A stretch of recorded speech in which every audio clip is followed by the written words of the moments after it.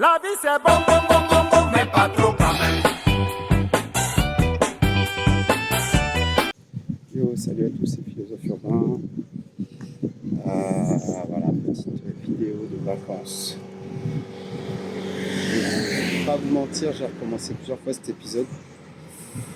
Le problème de caméra, de son et de contenu. Donc il y a eu les trois versants. Actuellement à Saint-Martin, voilà, je me balade et l'inspiration revient.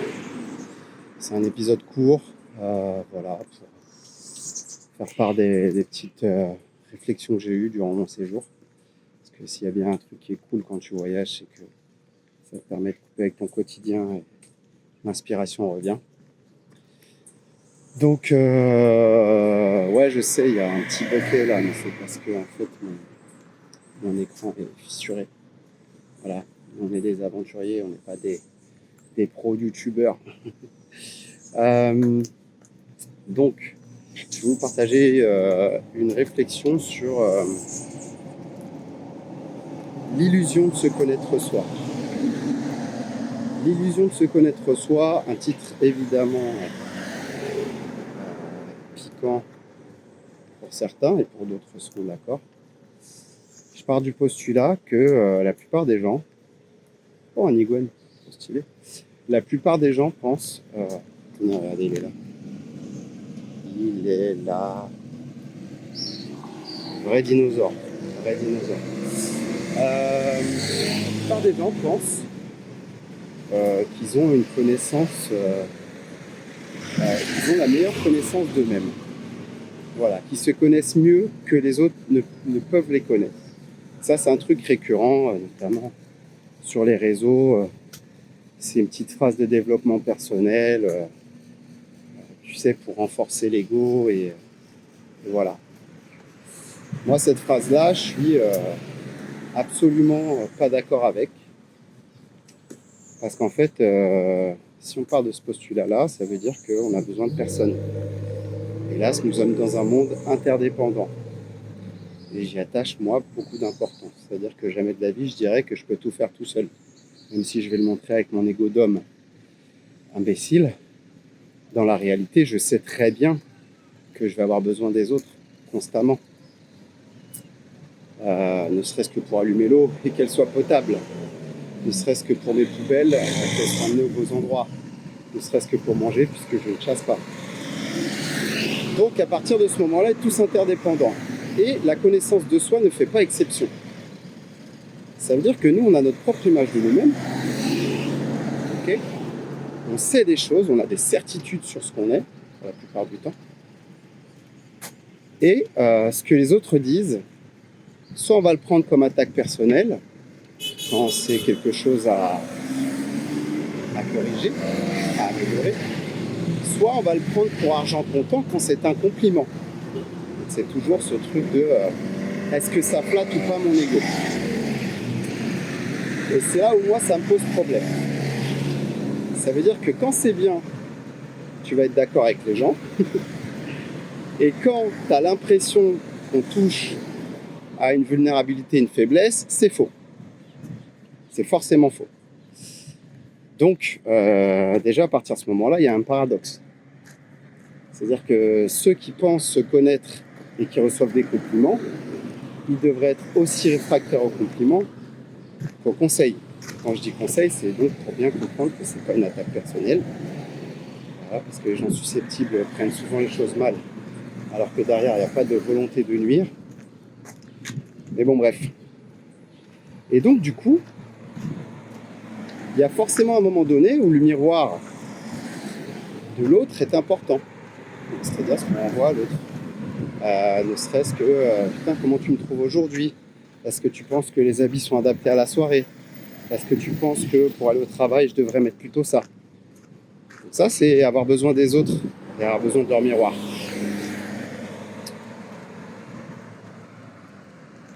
Donc, quand quelqu'un va te conseiller, va te dire « Ah ouais », que tu lui aies demandé ou pas, admettons en danse, ah, tu devrais poser ton appui là, oui, parce que je fais tout break. Tu devrais poser ton appui là, tu vois, ça va peut-être t'aider. Moi, je suis professeur, donc des choses que je fais souvent. Et à partir de ce moment-là, c'est une correction à apporter. Si tu le prends mal, tu ne te sers pas des bénéfices que cette information peut te donner.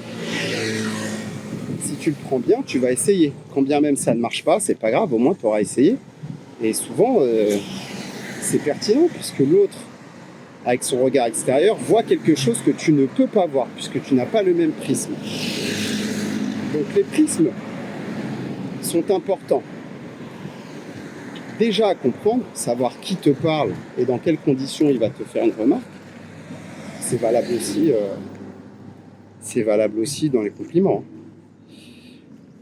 Qu'est-ce qui anime l'autre, de quoi il est fait, pourquoi il te donne cette remarque.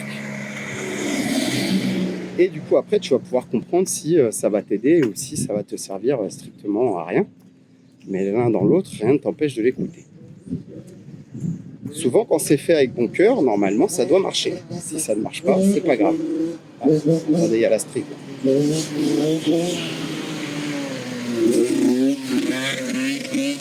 Ouais, c'est la stricte.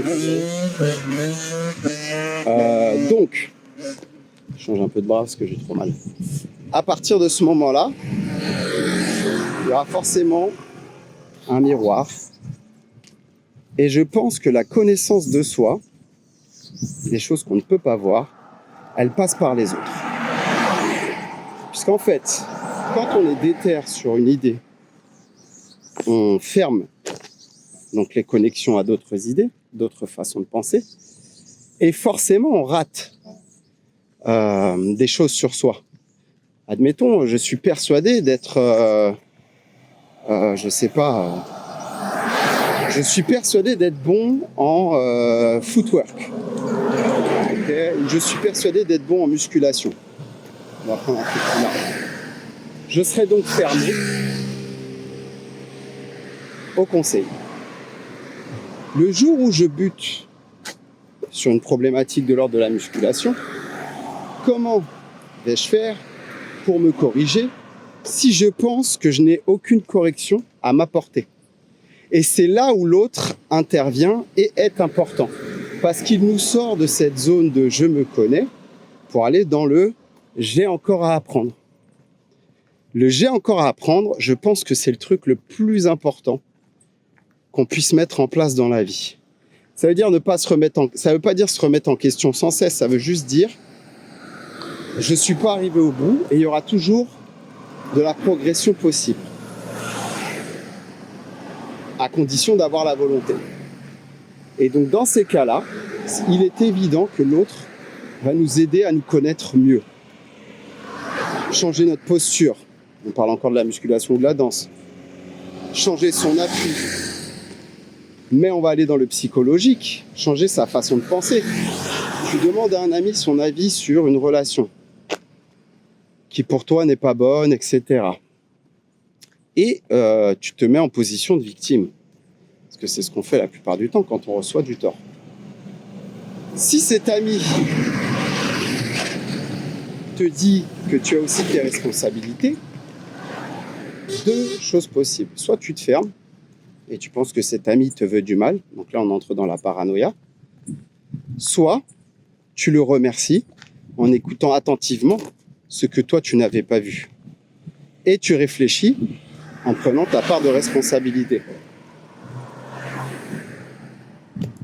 C'est pour ça que c'est important de se dire qu'en réalité, on ne se connaît pas seul. Les autres sont là pour nous apporter les choses qu'on ne voit pas. La tache sur la chemise qu'on ne pouvait voir, puisque la chemise étant sur nous, et nous étant dépourvus de miroir, cette chemise tachée, heureusement que le miroir de l'autre nous permet de le voir. Ce qui va nous permettre de changer de chemise ou de cacher cette tache. Je prends la tache parce que c'est le plus simple. Parce qu'après, le reste, c'est des attaques. Enfin, ça va être considéré comme des attaques. Mais la tache, elle peut s'exporter au modèle psychologique. Je fais de la merde. Heureusement qu'il y a des amis pour me le dire. Et je fais des choses bien. Heureusement qu'il y a des amis pour me le dire. Parce qu'à contrario, quand on est toujours dans le négatif envers soi, il faut savoir écouter aussi qu'on fait les bonnes choses.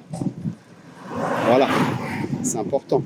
Donc pour moi, la vérité sur soi, c'est sûrement pas quelqu'un qui va venir me dire « je me connais très bien, je me connais mieux que toi ». Ces gens-là, pour moi, c'est ceux qui se connaissent le moins bien, parce qu'ils n'ont pas accepté... On va attendre le son.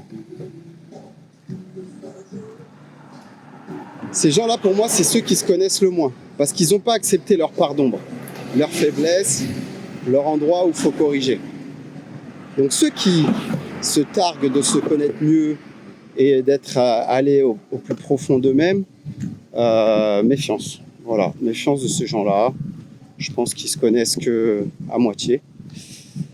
Et la réalité, pour moi, de ce qu'on est, elle se situe à l'exact milieu entre ce que nous sommes et ce que les autres voient de nous. Car tous les faits et gestes que nous faisons traduisent ce qu'on est. Même si la volonté n'était pas forcément conscientisée, je pense que la vérité va nous être aussi tout autant apportée par les autres. Voilà. Et leur vision de nous-mêmes. Attention, évidemment, ils ont leur prisme. C'est pour ça que j'ai dit dès le début, il faut savoir qui te parle. Parce qu'avec le prisme, par exemple, de la personne qui est en insécurité affective ou la personne qui a un complexe d'infériorité, évidemment que là, va falloir avoir une grande méfiance. Voilà. On va vraiment faire attention parce que ces gens-là sont pas forcément de bonnes personnes pour nous et veulent pas forcément du mal, mais n'arriveront pas à avoir le recul qu'il faut pour se détacher de leurs propres problématiques quand ils vont vous donner un conseil ou vous faire une remarque. Donc attention à qui vous dit les choses, mais quand vous vous sentez safe ou quand vous sentez que la personne a des bonnes intentions, n'hésitez pas à rentrer en vous grâce à ces personnes. Quand on va voir un psy, c'est exactement ce qu'on fait, par exemple. Sauf que comme on le paye et qu'il a un diplôme, on dit que c'est légitime. Donc, on apprend toujours des autres. On apprend toujours sur soi toute la vie. Donc, pensez à vraiment pas vous ouvrir à tout, mais au moins être à l'écoute. Parce que quand je fais quelque chose, en tout cas quand on me voit d'une telle manière,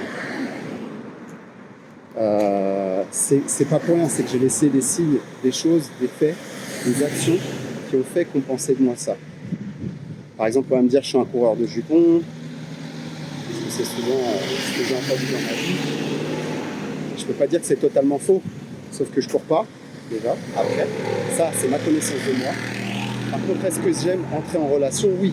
Ça, c'est ce que les autres voient.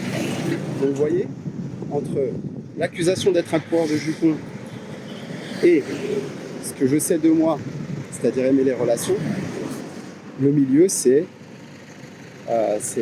il est avec les deux vérités, en fait. C'est grâce à ça. Et je me suis remis en question grâce à ça aussi. Donc, il y a plein d'autres points où on peut s'améliorer en écoutant les critiques, même les plus dures, que les autres peuvent nous faire. Bon, ce petit épisode, j'espère qu'il n'aura pas été trop bruyant, parce que je suis vraiment dans la street. Je suis du côté hollandais, donc c'est vraiment pas du tout la Hollande, c'est très américain. Mais vous voyez, comme nous, c'est un pays qui est fait de deux parties, la partie française et la partie hollandaise, américaine. Ça donne un sacré métissage. Donc, bon, on est aux States, hein, ils n'ont pas les mêmes normes. Bon, c'était le philosophe urbain. Je suis de nouveau dans la grosse street, donc on va plus s'entendre. Merci de m'avoir écouté. Désolé si ça bougeait beaucoup. Et là, vous avez eu un vlog, j'ai fait mes épaules en même temps. Dites-moi ce que vous en pensez, dites-moi ce que vous pensez savoir de vous. Est-ce que les autres ont pu vous apporter en commentaire? Je compte sur vous, ça m'intéresse vraiment. La vie c'est bon, bon, bon, bon, bon, mais pas